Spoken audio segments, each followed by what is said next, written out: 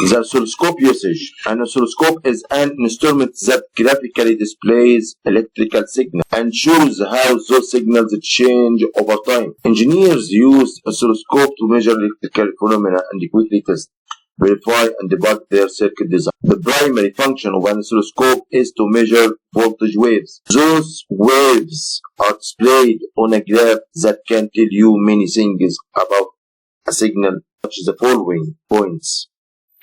As we see, this is a picture for analog oscilloscope, and we see here there is a screen which shows the graph of the waves. Okay, and the following are the usage of this oscilloscope. We have about 10 usages of this one. The first is it's measuring frequency and the time period of the waves of the signals, time and the voltage values of a signal, because we are here in the screen, the voltage in the vertical line and the time in the horizontal line, and we have the relation which is here the sine wave. The moving parts of a circuit represented by the signal, frequency with which a particular portion of the signal wave occurs relative to the other portion, next whether or not a malfunctioning. How much of the signal of a signal is direct current DC or alternating current AC? How much of a signal is noise, and the width of the noise is changing with time. Identifying the shape of wave, sine, square, triangle, sawtooth, complex, etc. Find phase difference between two different signals. Also, we can use the multimeter or the avometer to measure the root mean square for the sine wave. According to the oscilloscope, it's just one usage, which just you are measuring the root mean square or the average voltage for the sine wave or the alternating wave. So if we would like to calculate we have the wave like this one, the sine wave. We have the big voltage or the positive and the peak VB from the negative peak positive to the negative peak. Okay, so we have all this. We can calculate with the showing equations the root mean square for each one if we have. But in the oscilloscope we have the graph, and we have in digital oscilloscope this we can click on some buttons to calculate it automatically. Here we can calculate the root mean square by integrating the signal wave according to time, because the signal wave is a function of time. Okay, any signal wave, it can be sine wave, cosine wave, sawtooth, any complex wave, we can calculate the RMS. With the digital oscilloscope, we have here the analog. This is the picture of the digital oscilloscope. We can make a comparison between the analog oscilloscope versus the digital oscilloscope. So the digital oscilloscope, which is modern and depends on digital functions, has 6 elements: the analog vertical input amplifier, the analog digital converter, and digital wave memory. Its memory it saves the waves signals in the memory. It has a time base with a trigger and the clock drive, circuits of waveform displaying and restricting, LED and LCD screen, and power supply. The digital oscilloscope is ideal for displaying complex signal waves that require calculations and measurements on specific parts of waveforms. To provide numerical and waveform out of screens that reflect the selected parameters of. About analog oscilloscopes. Oscilloscopes are not prepared. They work just like old tube televisions. This device is working on the principle of the deflection of the electron beam in the cathode ray tube on the screen by the input signal applied to the vertical and horizontal deflection. So the parts are cathode ray tube, CRT, vertical deflection system, time-based generator, time circuits, horizontal deflection system, signal intensity overlay, high and low voltage power supply. This is the references, and now we are show some other usage for the oscilloscope. Can use the oscilloscope to measure the current. Can be detected and measure a variety of other signals, including current. One will be measure voltage drop course, a shunt resistor can measure the sound. It's possible to measure the sound through an oscilloscope. You would need transducer to convert the audio signal to voltage, which you then connect it to a channel on the oscilloscope, and the oscilloscope you will then display the signal as a corresponding voltage versus time on the screen. The capacitance. While an oscilloscope we want to give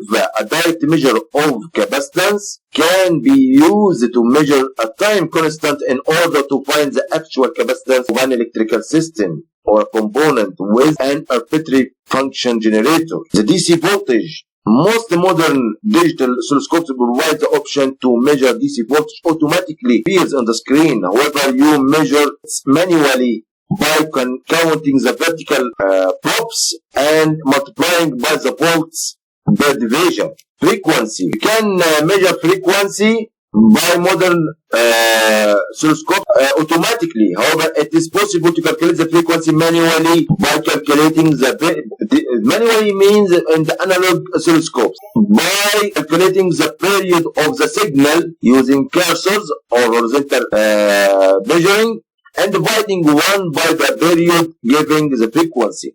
Inductance. If you don't have an LCR meter, you can measure inductance with an oscilloscope and function generator. This will be simple measurement with an error from 3 to 5%. We will go to a practical video to how to use actually oscilloscope in the Fab Lab or the Laboratory of Electronics. With the multimeter and how it measures voltage among other things. So here he makes a comparison between the ampermeter or multimeter with the oscilloscope in the background as we see in the table, in the green table. What happens if this voltage changes? Now just imagine that you start. So how the oscilloscope is working? We simply draw the relation between voltage in vertical line and time in horizontal line. Let's say so this relation, we measure that like a point at one instance or some instance. If we change the time, the voltage may be changed if it's alternating voltage or alternating signal. So the point will take another position. So it will be a graph like this, as you see. This graph will be shown instantaneously on the screen of the oscilloscope, as we show in the video. It measures voltage on the y-axis here versus time. And if we hook our multimeter up to our adjustable lab counter, and then we have 3 devices connected together: the power supply, or the bar or the function generator connected, it's generating some function or signal and connected to the oscilloscope, and at the same time in parallel we connect it to the multimeter or ampermeter, and so we have the root mean square of the DC voltage in the same. So now we are calculating or displaying or sensing or measuring the DC voltage.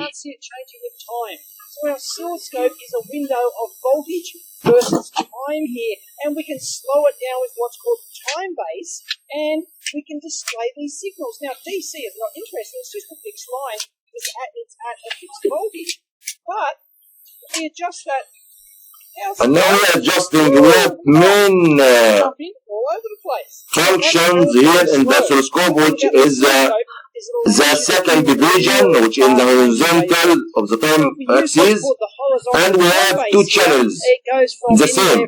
Every channel 4 volts division in the vertical axis for the voltage. Now he is changing the time division of the second division. Second for the second. The second. And you'll notice that it's volts. And now we discussing the voltage division. These little squares either horizontally or vertically. That's why what you are controlling here by this here is in volts measuring. division.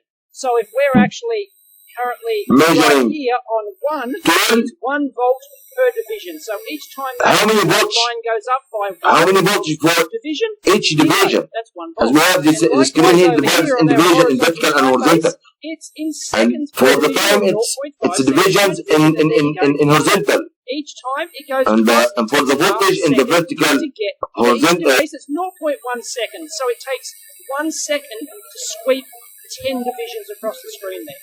And you'll notice that the dot goes across the screen or sweeps across the screen as it's called, and then So listen to the video. back at the start. That's because we don't have an If infinite you number of don't listen, screens. you can read. You can read It goes across and then it jumps the away translation and starts displaying again and or again the and again on the lyrics. same screen. So if we disconnect that and feed in no voltage at all, and look where that line is, okay? It's the second division from there. We can actually adjust that to any position that we like, and I won't explain why. It's just handy to be able to do this at the moment. That's all you need to know. Then, okay, that is our reference point. That is our ground point or 0 volt. The link of the video will be attached in the description below. 2 divisions, and we've got a circuit that we're analysing. This engineer is trying to troubleshoot this computer motherboard. Now we never He's want to be checking. able to see these. It's a window into another world. So this signal that we just saw jumps up where it Each component, which is 1, 2, 3, 4, like he 4.5 says that volts. this So we've got a part of the electronic board is damaged or has some error and should be replaced. Division on our So horizontal scale.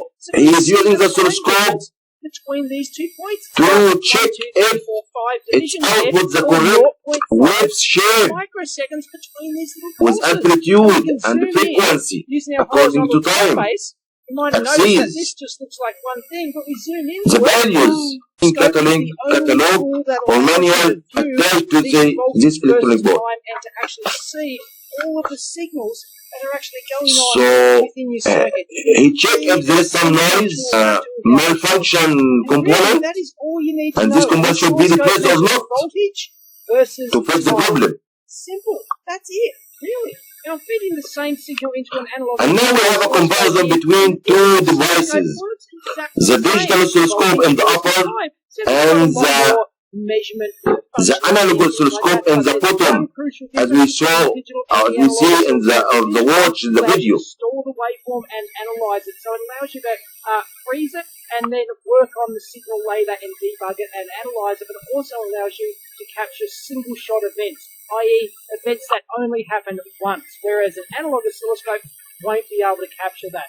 So if you have a look at a very slow 1 Hz signal on an analog oscilloscope, you can see that you can just maybe see a trail going behind it there. That's because of the phosphor on the screen that's actually lighting up. But this is not a storage oscilloscope. So all you get is the current present value as it sweeps across.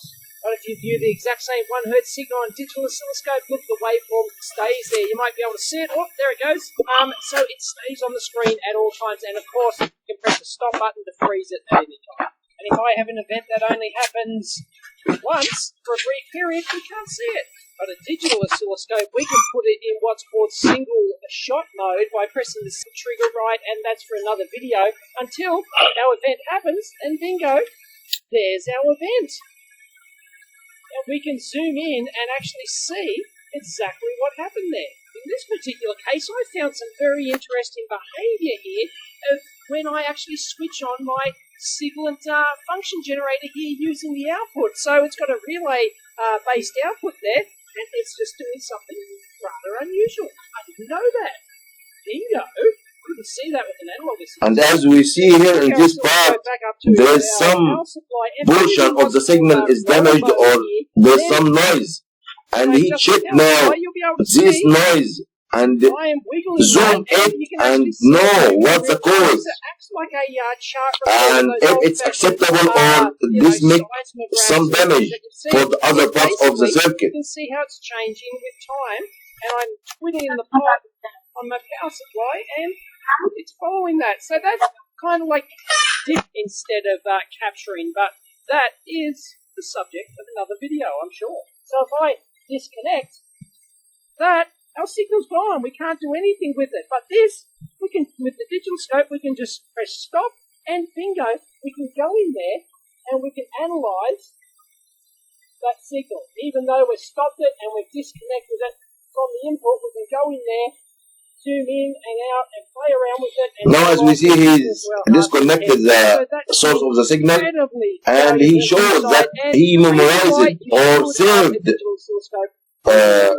as a memory for the signal, and now he analyze and use all the functions in the digital duty, the rate. Waveform. A modern digital scope can actually measure, and you can turn on cursors, for example, and then you can go in there and it can automatically measure the exact time for you between that cursor and that cursor of the waveform, so you don't have to go in there and all the calculations are calculated automatically and appears on the screen. Near enough to that, a modern digital scope can measure everything precisely. Now, of course, our Hubble multimeter, as we see here, we have the average millivolts and the frequency and the root mean square for this wave or this sine wave of the signal. Voltages like that. So if we disconnect it, but if we connect it up, you'll notice that we've got a 1 kilohertz sine wave here. And of course, this can measure it. It can measure no calculations, and if we connect it in parallel the avometer, we see it measures the root mean square the same value. The data sheet for your multimeter, approximately 1.74 volts. There we go. RMS voltage, because the digital oscilloscope can actually measure and calculate this mathematically.